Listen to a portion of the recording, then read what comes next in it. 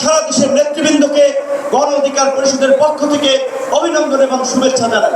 অভিনন্দন এবং শুভেচ্ছা জানাই ইসলামী আন্দোলনের পীর সাহেবকে এবং তার সাথে অন্যান্য সিনিয়র নেতৃবৃন্দকে, যারা আজকের ইসলামী আন্দোলনের এই সমাবেশে বাংলাদেশের প্রায় সকল মত পথের রাজনৈতিক দলের নেতৃবৃন্দকে এই মঞ্চে একত্রিত করেছেন। এবং আজকের এই সমাবেশ অত্যন্ত সময়োপযোগী এবং কার্যকর বিষয়ের উপরে ভিত্তি করে নির্ধারণ করা হয়েছে। আপনারা জানেন, বাংলাদেশের 24-এর গণ অভ্যুত্থান পরবর্তী রাষ্ট্র সংস্কারের যে জন আকাঙ্ক্ষা তৈরি হয়েছে, শাসনতান্ত্রিক ব্যবস্থার পরিবর্তনের যে রাজনৈতিক এবং জন আকাঙ্ক্ষা তৈরি হয়েছে, সেই আনুপাতিক হারে নির্বাচনের দাবিতে আজকে বোধহয় কয়েকটি দল ব্যতীত সব দলই কিন্তু এই মঞ্চে ইতিমধ্যে হাজির হয়ে এই সংখ্যানুপাতিক নির্বাচনের পক্ষে তাদের দলীয় সমর্থন ব্যক্ত করেছে। আমরা পরিষ্কারভাবেই সংস্কার কমিশনকে বলতে চাই, সমাবেশ শুধু একটা দলের দেখেছে, সবেমাত্র শুরু হয়েছে। ইসলামী আন্দোলন আজকে করেছে, 19 তারিখ জামাত করবে, তারপরে গণ অধিকার পরিষদ করবে। রাষ্ট্র সংস্কার এবং জন আকাঙ্ক্ষার বাস্তবায়নে সমস্ত রাজনৈতিক দলগুলো জনসমাবেশের মাধ্যমে এই সরকারকে তাদের সমর্থন দেখিয়ে দেবে। তাই আমরা বলতে চাই, কোন দু একটি দলের উপরে ভিত্তি করে দু একটি দলের কথায় সংস্কারের নকশায় পরিবর্তন আনা যাবে না।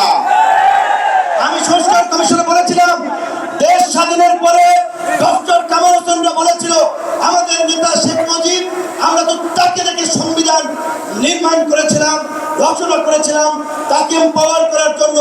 আজকে সংস্কার কমিশনকে বারবার আমরা বলতে চাই, দু একটি দলকে প্রাধান্য দিয়ে বেশিরভাগ জনগণের আকাঙ্ক্ষার বিপরীতে গিয়ে কোন সিদ্ধান্ত বাস্তবায়নের দুঃসাহস দেখাবেন না।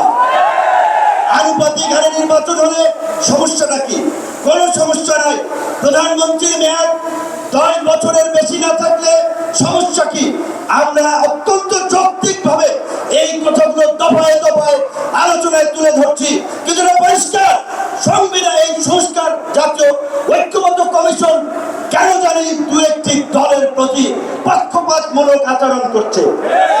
এই পিয়ার পদ্ধতি তাদের এজেন্ডায় বাদ দিয়ে তারা ঘুরাই দিল। পিয়ার থেকে উচ্চকক্ষ নিম্নকক্ষ চলে গেল। উচ্চকক্ষ নিম্নকক্ষ হবে নাকি সমগ্র নির্বাচন পিয়ারের ভিত্তিতে হবে, সেটি রাজনৈতিকভাবে আগে ঐক্যমতে পৌঁছাতে হবে। একই সাথে আমি আরো একটি কথা বলতে চাই, যারা পীর সাহেব সহ জামাতের নেতৃবৃন্দ তারাও বলছে, আমরাও বলছি, আজকে সারা বাংলাদেশের উপজেলা, পৌরসভা, সিটি কর্পোরেশনে স্থানীয় জনপ্রতিনিধি নেন। জনগণ চরম দুর্ভোগের শিকার হচ্ছে সেবা পেতে গিয়ে।